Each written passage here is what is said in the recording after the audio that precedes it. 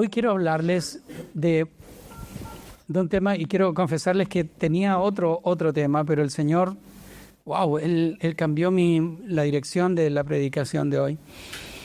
Y escuchen esto, quiero hablarles de un principio bíblico que es crítico en nuestra vida espiritual. Un principio que es fundamental, insospechadamente fundamental en nuestra vida espiritual. Y es el principio de la gratitud. La gratitud. Hay muchos fantasmas acerca de la gratitud. Se nos dice que el que es agradecido es pusilánime, es superficial. Incluso hace años atrás, no sé si vamos a tirar el carne al suelo aquí con esto, pero había un personaje, ¿se acuerdan de? No importa, es para mejor, ¿cierto? ¿Cómo se llama? No, ya ni me acuerdo, pero lo hacía el mismo, el Daniel Muñoz, el malo, el que hacía de malo. Sí, vos, no importa, es para mejor. Les apuesto, no debemos apostar, pero les apuesto que es el mismo, es Daniel Muñoz. No importa, es para mejor. Sí, echemos suertes. Hagamos Urim y Tumim. No es Carlitos Núñez, no es el... no es él, es el otro, el que hacía el Carmelo, el mismo, ya. Pero da lo mismo. El punto es que ya, no se distraigan, hermanos. El punto es que el personaje era una caricatura de alguien que le veía siempre el lado bueno a las cosas. A eso quiero llegar.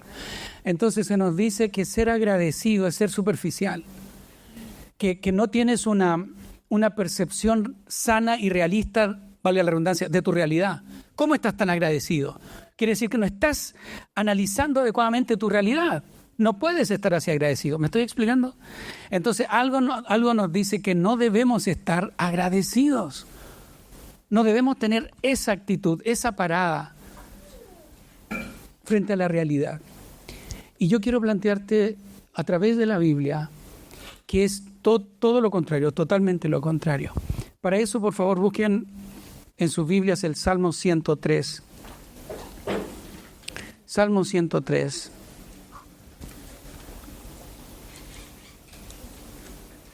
De hecho, tengo varios textos y quiero compartírselos. ¿Qué pasa, José? ¿Ya empezamos ya? Josefina, gracias. ¿A quién me puede ayudar con Colosenses? ¿Qué pasa, sierva? Cosita pociosa. Ahora no es tu momento, es mi momento. Ok. Colosenses 3:15. Ustedes saben que todo el culto está en silencio hasta que el pastor le toca predicar, ¿no? Colosenses 3:15. ¿Quién me puede ayudar con ese texto? Gracias, Yani. Primera de Tesalonicenses 5:16 al 18. Primera de Tesalonicenses 5:16 al 18. Gladys. Filipenses 4:6. ¿Quién? Yo. Ignacio, gracias, perdón. Que el Nacho estaba hace rato levantando la mano y quería ayudarme.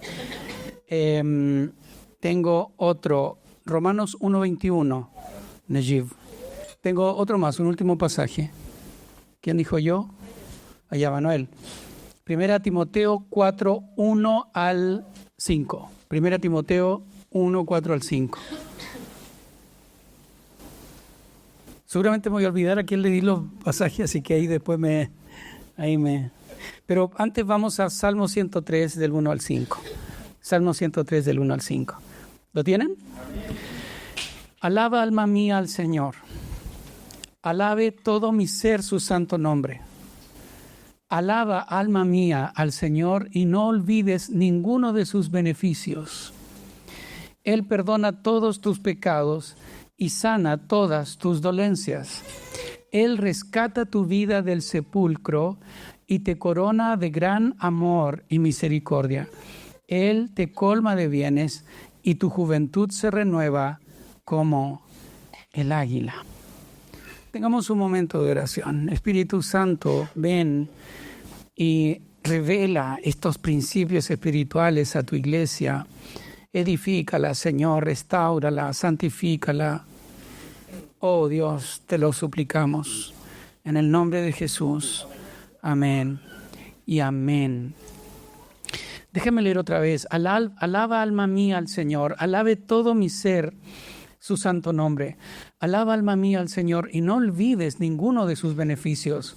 Él perdona todos tus pecados y sana todas tus dolencias. Él rescata tu vida del sepulcro.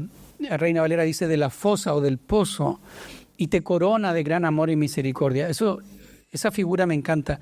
Te corona, ¿no?, de gran amor y misericordia. Él te colma de bienes y tu juventud se renueva como el águila. Ok. El salmista, que es David, este es un salmo de David. Hay varios salmos que no son de él, pero este es un salmo de David. Está haciendo un acto intencional de alabar a Dios o de bendecir. Otras versiones dicen, bendice alma mía Jehová. Así que está haciendo un acto intencional de bendecir, de alabar a Dios, reconociendo todo lo que Él ha hecho en su favor. ¿Me están siguiendo? Ahora, escuchen esto. Hay momentos, amada iglesia, en que la alabanza en nuestra vida es algo natural. Es como una reacción natural. Una victoria que obtenemos, un ascenso laboral, por ejemplo. ¿Se fija? Una bendición, una oración que el Señor responde tal como nosotros habíamos pedido, una sanidad. Cuando eso ocurre, nosotros alabamos inmediatamente. Es natural. Pero hay otros casos en donde nuestra alabanza y nuestra gratitud tiene que ser intencional. Tenemos que buscar intencionalmente y deliberadamente a Dios en la circunstancia, reconocerlo en la circunstancia, alabarlo y agradecerlo. Esto es parte de la vida, esto no es algo malo. Esto ocurre, es natural en nosotros. De hecho, la Biblia nos presenta este tipo de situaciones, ambos casos de alabanza. Por ejemplo, hay alabanzas particulares y alabanzas colectivas que son espontáneas. Algunos ejemplos que vienen a mi mente. Cuando el pueblo de Israel cruza el Mar Rojo, ¿cierto?, y luego se cierra el mar y los egipcios se ahogan, dice la Biblia que Miriam, la hermana de Moisés, con todo el pueblo, tomaron panderos y comenzaron a alabar este cántico: el Señor ha ahogado al jinete y sus carros. Así que alabaron espontáneamente, era momento de alabar. En otro caso, María, cuando visita a Elizabeth y Elizabeth le da testimonio de que ella está embarazada de manera especial, porque el otro embarazo de Elizabeth, ¿cierto, Juan?, salta dentro de su vientre. ¿Qué hace María? Alaba al Señor y profetiza este cántico, el Magnificat: engrandece mi alma al Señor. Era momento de alabar. Otro ejemplo es David, cuando va delante del arca y él incluso se saca la ropa, queda como en la ropa más liviana, digamos, para alabar al Señor. Era momento de hacerlo. Bueno, se fijan, hay momentos en donde, wow, alaben al Señor conmigo todos los que me escuchan, porque el Señor ha hecho grandes cosas conmigo. Digan, pero hay otros momentos en la Biblia también que no son momentos para celebrar. Y son momentos donde tú tienes que intencionalmente buscar a Dios, reconocerlo en medio de tus circunstancias. Los salmos tienen muchos ejemplos de esto. Y uno de estos es este salmo que acabamos de leer.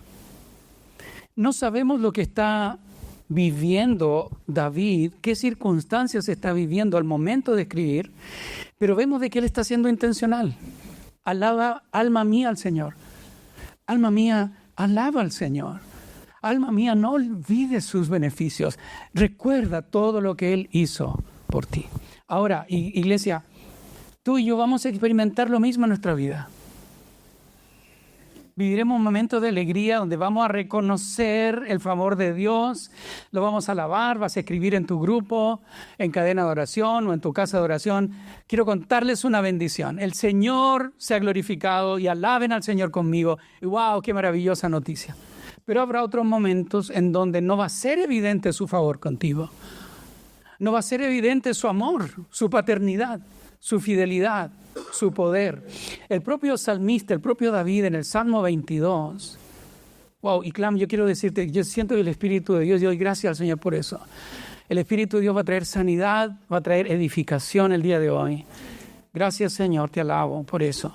El propio David en el Salmo 22. ¿A nadie le dio el Salmo 22, verdad? No, a nadie. Ya lo leo yo. Él escribe, y es un salmo de David: Dios mío, 2 veces se está invocándolo. ¿Por qué me has abandonado? ¿Por qué estás lejos para salvarme? Tan lejos. Esto es tremendo, ¿no? Lo realista que es la palabra. Él dice esto, tan lejos de mis gritos de angustia. Wow. Dios mío, clamo de día y no me respondes, clamo de noche y no hallo reposo.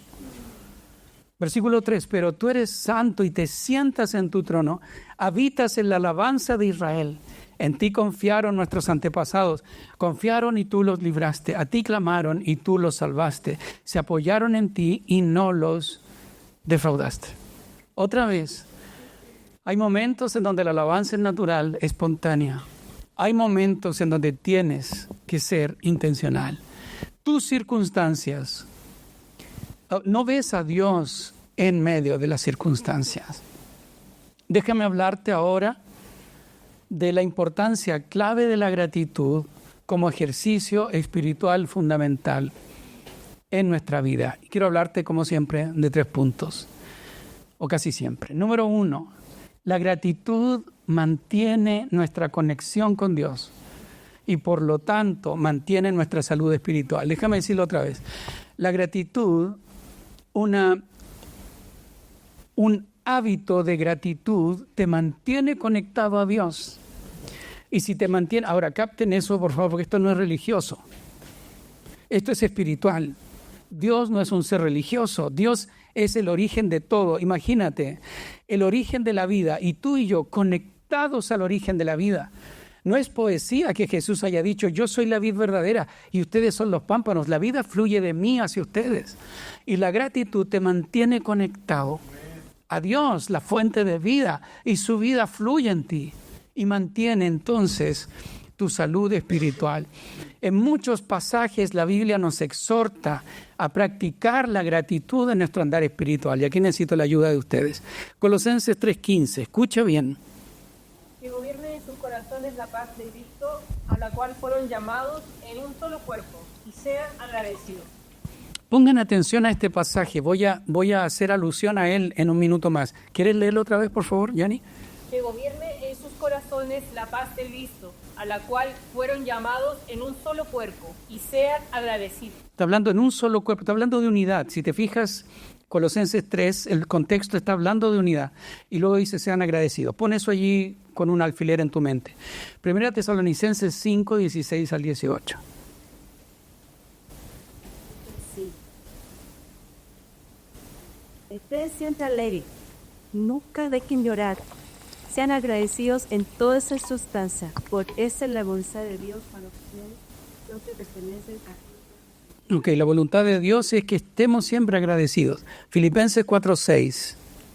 Por nada estéis afanosos, si no sean conocidas vuestras peticiones delante de Dios, en toda oración y ruego con acción y gracia.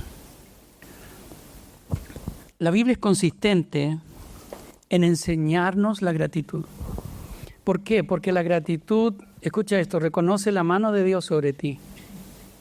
¿Me captas? Reconoce su paternidad sobre ti. Y eso es clave, la paternidad de Dios. Una de las características de la orfandad es la amargura y la ingratitud. La orfandad siempre te va a decir, otros tienen más que yo. ¿Por qué otros y no yo? Y entonces te lleva a la amargura y a la ingratitud. Donde haya un corazón crítico, un corazón amargado, ofendido, disgustado, habrá un corazón huérfano que no reconoce la obra de Dios a su alrededor. Como dijimos hace un rato, el pasaje de Colosenses 3 está hablando de unidad en el cuerpo. Ahora escucha esto, uno de los ingredientes de la unidad en una familia, en la iglesia y hasta en tu equipo de trabajo es la gratitud. Ser agradecido cuando eres capaz de ver a Dios en tu vida, pero no solo en tu vida, sino en la vida de los demás, entonces tu queja se vuelve gratitud, porque logras identificar a Dios en la vida del hermano. Oh, capten esto, por favor. Dios, las personas se equivocan, pero Dios no se equivoca. Y si tú no ves a Dios obrando, si yo veo solamente a la Vivi y veo su vida, su forma, su perfil, su personalidad, vamos a seguramente tener roces, diferencias, discrepancias. Y eso me va a dar lata y yo no voy a ser agradecido por eso. ¿Lo capta? Y vamos a entrar en la carne, en una relación solamente humana. Pero si logro reconocer que Dios está obrando en Vivi como está obrando en mí, y entiendo que Dios no se equivoca, y que la obra de Dios está siendo llevada en la vida de la Viviana como en mi vida, entonces eso cambia mi perspectiva. ¿Lo capta? Y eso lleva mi relación con la Viviana a otra dimensión. Por eso es que en iglesias donde la presencia de Dios no es real, no es activa ni viva, solo hay relaciones entre personas. Y es relaciones carnales. Y hay peleas, y hay atados, y hay divisiones. Porque no está la perspectiva divina. Porque no somos capaces de ver a Dios obrando en medio de nosotros. Sí, un paréntesis, hablando de la perspectiva divina, en la semana hablábamos, ¿te acuerdas, Pablo? No sé si tú te acuerdas, pero conversábamos con mi hijo de que antes, yo le decía, antes, por ejemplo, esto del Maranata, de la venida del Señor, yo lo veía como una moda. ¿Te acuerdas que lo hablamos? Y seguramente hubiera dicho, ya, estas son modas. Esta arrogancia de la que fui presa muchos años, ¿no? Pero hoy reconozco el obrar de Dios sobre su iglesia. No son modas humanas. Es el hoy de Dios porque el Espíritu Santo va marcando tiempos en la iglesia. ¿Me estoy explicando? Entonces esa amargura, esa arrogancia de que ya hay algunos que andan con modas ahora.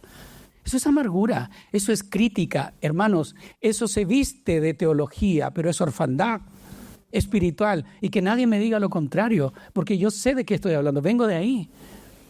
Pero cuando logro reconocer el obrar de Dios, la crítica arrogante se transforma en gratitud. No puedo estar más agradecido de que tú, Señor, te estés moviendo en tu iglesia y que estés marcando los tiempos y hoy se esté escuchando la voz Maranata. Y yo quiero ser parte de eso. ¿Lo captas? Aleluya. Cuando comenzamos nuestras oraciones dando gracias, esto no es un acto religioso. Padre, te damos gracias, y a mí me ha pasado, no sé si a alguien le ha pasado también y se va a identificar, que cuando empiezo, hermano Antonio, ore, ok, Padre, te damos las gracias, y mientras estoy diciendo te damos las gracias, estoy pensando, ¿por qué le doy gracias? Ni siquiera fue un acto reflejo. Me enseñaron a que lo primero en mi oración era dar gracias. Bueno, no es un acto religioso, hay un principio espiritual detrás. La gratitud, capta esto, nos posiciona correctamente para orar. Padre, te doy gracias por esta situación. Voy a pedirte que la cambies, voy a pedir que intervengas, pero lo primero que quiero establecer es que tú estás obrando y te doy gracias por esto. Reconozco tu paternidad, Señor. No importa lo que está pasando, lo que esté sucediendo a mi alrededor, lo que está pasando dentro de mi Dios, tú estás en control. Tú eres mi Padre y yo te doy gracias.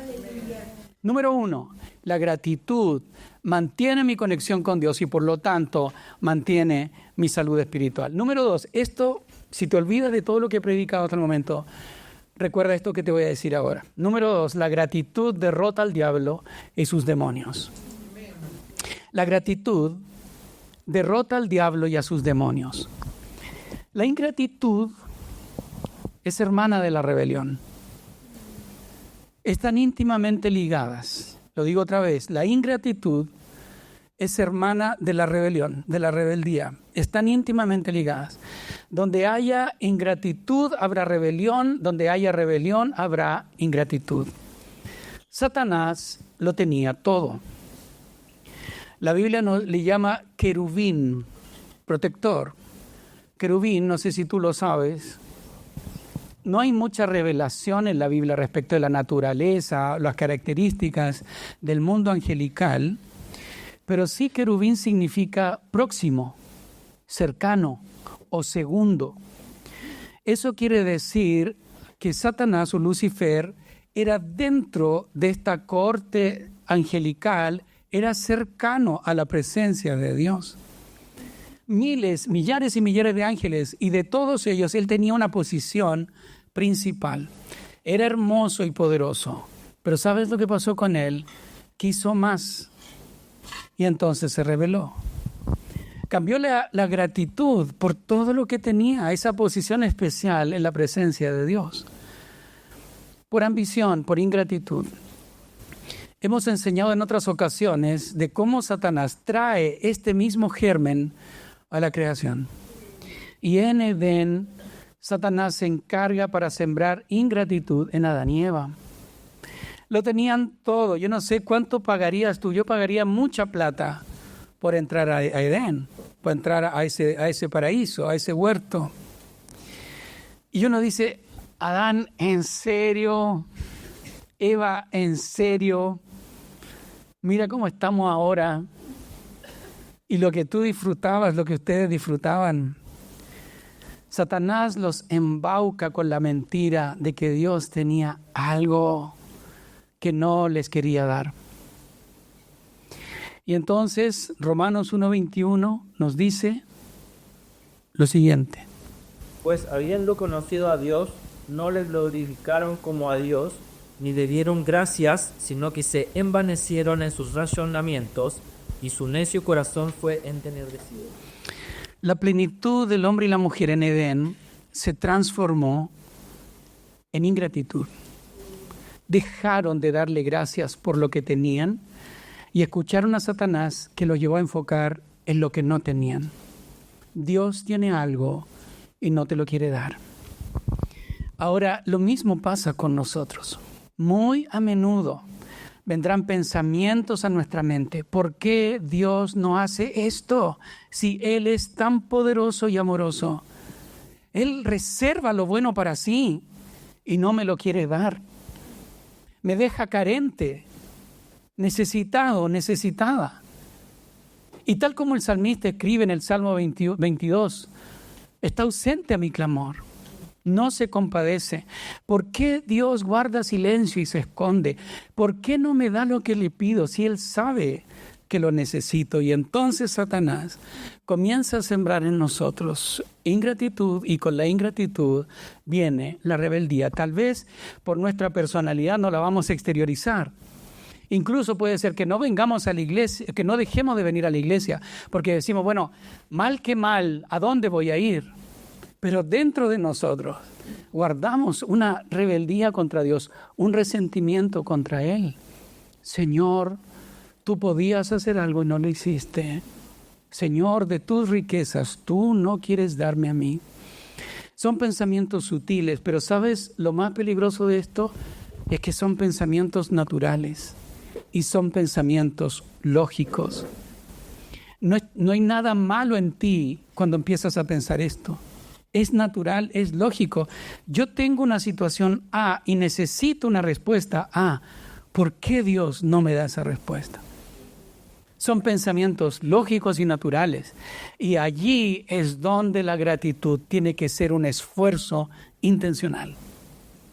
Escucha esto y clama. La gratitud muchas veces, por eso comencé diciendo que hay momentos en que la alabanza y la gratitud va a ser fantástico. Señor, te doy, ¿cómo no darte gracias por esto? Pero habrá otras ocasiones en que la gratitud será antinatural y necesitarás intencionalidad para ser agradecido. Ahora déjame darte otra enseñanza clave. ¿Alguien le di 1 Timoteo? Sí, al Manu. Ya Manuel, 1 Timoteo. Escuchen esto, por favor, porque esto es clave. 1 Timoteo 4, del 1 al 5.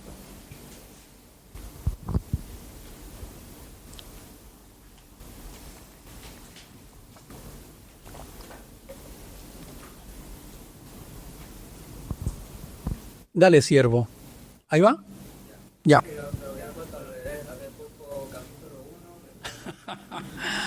Ay, Manuel. Ese es el matrimonio, ¿ves? 1 Timoteo 4, del 1 al 5. Dale.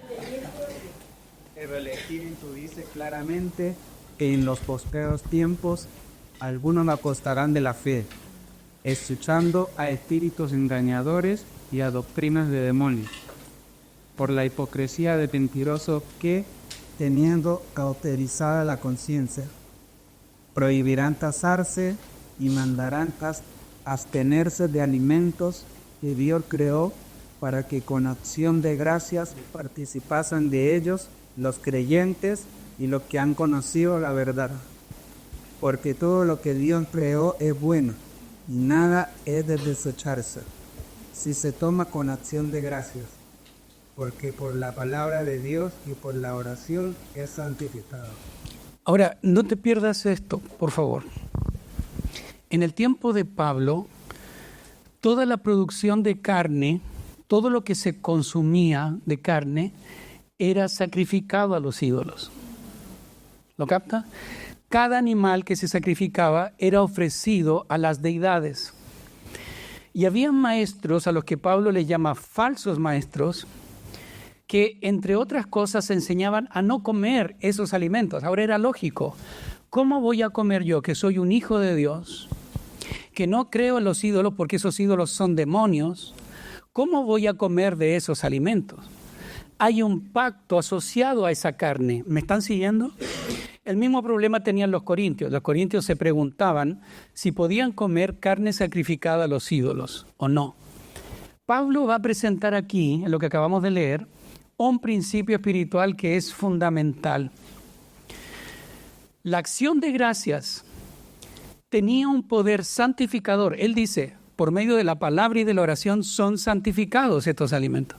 Así que tiene la gratitud un poder santificador sobre esos alimentos. Es decir, cuando un creyente tomaba una carne que había sido ofrecida a un ídolo, la tomaba y daba gracias a Dios por esa carne, estaba apelando por medio de su gratitud a un pacto superior que anulaba el pacto anterior. Estaba diciendo, Señor, esta carne fue ofrecida a Zeus, a Apolo, a Afrodita, pero Señor, yo te doy gracias a ti, porque de Jehová es la tierra y su plenitud, el mundo y los que en él habitan. Así que yo a ti, Dios de los cielos y de la tierra, te doy gracias por esta comida. Y ahora a comer, a hincarle el diente. Su asadito, aleluya, su costillar, póngale. Y Pablo dice, la gratitud santifica el alimento. Y rompe esa otra dedicación por una dedicación mayor. Un pacto superior. De la misma manera, cuando damos gracias a Dios por alguna situación adversa, una situación intimidante o amenazante, escucha esto, esas circunstancias se la arrebatas al enemigo y la pones bajo los pies de Dios. ¿Cuántos saben que Satanás utiliza circunstancias para atemorizarnos, para amenazarnos? Un diagnóstico médico. O yo soy una persona súper imaginativa. No sé cuántas veces pensé en mi mente alguna tragedia que le podía pasar a mis hijos. Los padres que me escuchan, ¿nos pasa eso a los papás o no? Oye, nada ocurre, pero en tu mente pasó de todo. ¿Cómo yo puedo quitarle esas circunstancias, esos pensamientos al enemigo? Se las arrebato de sus garras y se las entrego al Señor a través de la gratitud. Yo estoy santificando esta situación. Hemos estado orando por el Oscar y cada vez que hemos orado por el Oscarito, yo digo, Señor, en el nombre de Jesús, arrebatamos esta circunstancia de las garras del miedo, de la muerte, de la intimidación, de la oposición, y la sujetamos a ti, porque tú tienes control de todo. Porque Oscar es tu hijo. Y aunque tiene pocos pelos, sus pocos pelos están contados por ti. ¿Lo captas?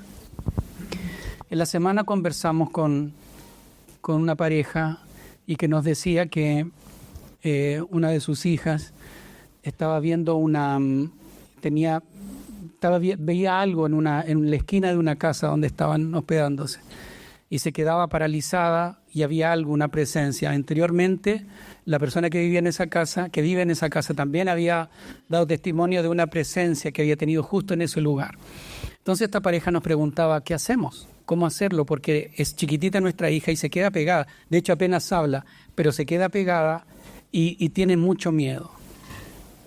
El mundo espiritual es amplio, es un océano. Tú nunca sabes si esa casa fue dedicada, si ese terreno fue dedicado, si hay generaciones y generaciones, si hay algo allí que le da permiso a estos espíritus de intimidación.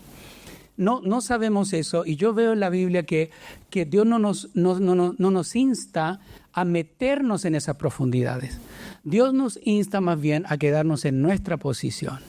Nunca ir a pelear al terreno del enemigo, sino que Él venga a pelear a tu terreno. Hermanos, por muchos años Satanás tenía el disco y él lo ponía y toda la humanidad bailaba el disco de Satanás. Pero vino Jesús y en la cruz del Calvario él derrotó a Satanás y ahora Jesús tiene el disco. Y nosotros bailamos el disco de Cristo. Y si Satanás quiere meterse conmigo, que venga a bailar el disco que Jesús puso. Yo no voy a bailar su disco, ¿lo captas? Entonces nosotros dijimos, ¿sabes lo que puedes hacer? Puedes ir a la habitación con tu hija y dar gracias al Señor, porque de Jehová es la tierra y su plenitud. Te damos gracias por esta casa, gracias por esta habitación. Reconocemos tu presencia en este lugar. ¿Qué pasa, pastor, si me regalaron un amuleto y que fue dedicado? No, yo tengo que quitarlo porque tiene un poder. Escucha, ¿sabes lo próximo que puedes hacer la próxima vez si tienes ese amuleto? A no ser que el Espíritu Santo te dirija abiertamente a votar lo que puede ser, tú tienes que escuchar al Espíritu Santo. Pero lo que yo quiero evitar es que tú actúes en base al temor, que bailes el disco del enemigo. Toma el amuleto y di, Señor, yo te doy gracias, porque de tuyo es la tierra, tuyo es este material de piedra, de madera, de metal, y yo a ti te doy gracias. Otra cosa distinta, no es mi tema hoy, yo solo quiero hablarte de la gratitud, ¿ok? Pero solo para cerrar el tema. Si mantener ese amuleto le hace promoción al mundo espiritual, al mundo diabólico, y personas van a ir a tu casa y lo van a ver y van a tener cierta impresión, entonces quítalo de tu casa. Nosotros teníamos un disco, un cuadro en nuestra casa, y nosotros decidimos quitarlo, no desde el miedo, ¿lo captas? No de que me pueda hacer algo. Yo soy hijo del rey que creó el material, del que está hecho, el rey de reyes y señor de señores. Pero por un acto, no desde el temor, sino desde la sanidad y de la paz, yo lo saqué porque no quiero promocionar otra cosa que no sea mi fe en Jesús. ¿Me estoy explicando?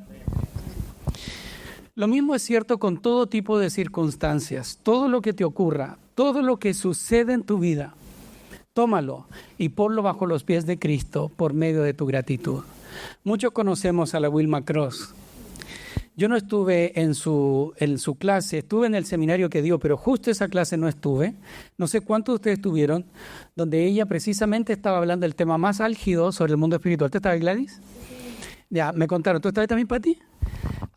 Y ella estaba sentada en una especie de tarima, ¿no? Y de repente, de la nada, ¿qué le pasó a la Wilma? Se fue de espaldas y se cayó. Ella está acostumbrada, cuando ella da estos temas, de que el enemigo venga y haga cualquier fechoría con ella. Se cayó y se rompió la frente, ¿verdad? ¿Qué hizo ella en tanto se levantó? Señor, te doy gracias, te alabo, porque tú eres bueno, Señor. La gratitud arrebata las circunstancias de las garras del enemigo y las pone a los pies de Cristo. La gratitud derrota al diablo. Deja de quejarte y criticar y comienza a agradecer tu circunstancia. Voy a la número 3. La gratitud nos hace avanzar en nuestro crecimiento espiritual. Dijimos que la gratitud, en el primer punto, mantiene nuestra salud espiritual, porque nos mantiene conectados a Dios. Pero la gratitud también nos hace avanzar, nos hace crecer. El Señor Jesús contó la parábola de los talentos. ¿Sí? ¿Me siguen? Ya estoy terminando, así que téngame paciencia unos minutos más. Jesús contó la parábola de los talentos. Hay 3 siervos a los que el Señor les entrega diferentes talentos, algunos 10, otros 5 y otro 1. Algo así. Luego Él arregla cuentas y cada uno le da la ganancia de sus talentos. Y el que tiene 1 entierra el talento y se lo devuelve sin ninguna ganancia. El Señor castiga a este siervo y ordena que el talento que le dan se lo den al que tenía 10. Incluso una versión de los evangelios dice que los siervos le dicen, Señor, pero ¿cómo le vas a dar él si tiene 10? Y aquí Jesús lanza un principio espiritual fundamental. Al que tiene, se le dará. Al que tiene, se le dará. La gratitud quita tu mirada de lo que no tienes y la vuelve a lo que tienes. Capta esto. La gratitud, Satanás va a llevarte a enfocar en lo que no tienes y va a llenar tu vida de ingratitud, de amargura y de pobreza espiritual, de involución espiritual. La gratitud te va a hacer consciente de lo que sí tienes, aunque sea poco. Y desde esa constatación de lo que sí tienes, viene el crecimiento. Pedro y Juan no tenían ni uno. Van al templo a orar y está ese cojo que siempre estaba allí, años allí. Y le dice una monedita y dicen, no tengo ni uno. Pero acto seguido, ¿qué dicen? Pero lo que tengo, te doy. En el nombre de Jesús, levántate. Yo creo que si yo hubiera estado en el lugar de Pedro y Juan, yo le hubiera dicho, no tengo, amigo, lo siento. Y paso de largo. Y me quedo en lo que no tengo. Ellos no se quedaron en eso. Ellos dijeron, no tengo plata, no tengo oro, pero tengo algo y eso te lo voy a dar. Y el cojo sanó y se juntó una multitud y miles creyeron. La constatación de lo que tengo produce crecimiento, progreso, prosperidad. Hay ideologías que basan su principio de desarrollo en el resentimiento hacia los que tienen más. Y ustedes las conocen. Esas ideologías lo único que hacen es empobrecer a las naciones y volver a los individuos en víctimas resentidas.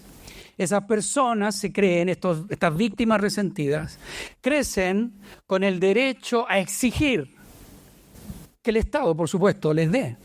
Porque son pobres, porque no tienen, en fin. Exigen sin ningún esfuerzo. Todo se les tiene que dar. Por supuesto, nunca es suficiente, siempre hay una nueva razón para estar resentidos, para exigir, para protestar y para destruir. Hace poco, el año pasado, la Federación de Estudiantes Secundarios estaba exigiendo no sé qué cosa, una dieta vegana y baños con perspectiva de género. En mis tiempos nos daban una galleta y una leche para comer. Nunca es suficiente. Siempre se me tiene que dar más. Esta ideología, estas personas creen que la gratitud es un defecto, que es hermana de la mediocridad. Ellos desprecian a los que van agradecidos por la vida. Sé de muy cerca, conozco de muy cerca esta ideología. Las personas que son agradecidas son personas ovejas, que se conforman con lo que los poderosos les dan, lo poco que les dan. Yo no, yo soy un rebelde, yo me opongo, yo siempre estoy insatisfecho. Bueno, la Biblia nos enseña todo lo contrario. La gratitud no es sinónimo de mediocridad, de superficialidad. La Biblia nos enseña que la prosperidad y el desarrollo vienen de la gratitud. Reconozco lo que tengo y desde lo que tengo salgo adelante. ¿Lo captas? ¿Se entiende lo que estoy diciendo? Tengo. Y porque tengo puedo salir adelante. Conocen a personas y en las redes sociales hay estos videos, ¿no? De las pocas cosas que son rescatables. Pero hay videos de personas. Recuerdo un video de un tipo que lo entrevistaban en otro país y él decía, ¿y tú en qué vives? ¿De qué vives? No, yo tengo una pensión del gobierno. Un joven. ¿Y no trabaja? No trabaja. Trabajo, vivo de la pensión del gobierno. Y acto seguido, la entrevista a otro joven que su padre y su madre habían fallecido recientemente y que él trabajaba, jovencito, trabajaba y estudiaba. ¿Lo captas? Diferente mentalidad. Bueno, este principio de la gratitud es aplicable a toda nuestra vida. La gratitud te lleva a avanzar. Si tú dices, pero si no tengo, otros tienen. Si yo tuviera los dones que tiene el hermano o la hermana, entonces podría servir. Pero no tengo, por eso no puedo servir. Me quedo inactivo y pasan los años y nunca progreso en mi vida espiritual. Bueno, cambia esa mentalidad. Deja de mirar lo que no tienes. Y a través de la gratitud, comienza a identificar lo que sí tienes. Cuando identifiques lo que tienes, vas a poder prosperar. Finalmente, estoy terminando. Finalmente, la vida es un 10% de lo que me pasa y un 90% de cómo reacciono a lo que me pasa. Escuche esto, Iclam. Una cosa es tu realidad y otra cosa es tu mirada frente a tu realidad. ¿Me estoy explicando? Sí. Habrá ocasiones en que podrás manejar tu realidad. Claro, puedes cambiar, hacer que las cosas pasen, pero habrá otras ocasiones donde no puedes manejar tu realidad. Hay situaciones que te suceden, que están fuera de tu alcance. No puedes manejar tu realidad, pero sí puedes decidir cómo la enfrentarás. Y la Biblia te enseña cómo enfrentarla. Estén siempre alegres, oren sin cesar, den gracias a Dios en toda situación, porque esta es su voluntad para ustedes en Cristo Jesús. La gratitud, Iclam, no es debilidad, la gratitud es fortaleza. La gratitud no es mediocridad ni conformismo. La gratitud es la base de la salud y el crecimiento. La gratitud es la constatación de una realidad que es superior. Estoy viviendo esto, pero yo pertenezco a una realidad superior. Vivo al abrigo de mi Padre, vivo al abrigo del Altísimo y bajo la sombra del Omnipotente. Esa es tu realidad. Cierra tus ojos, hay una canción maravillosa que queremos ministrar para ti esta tarde.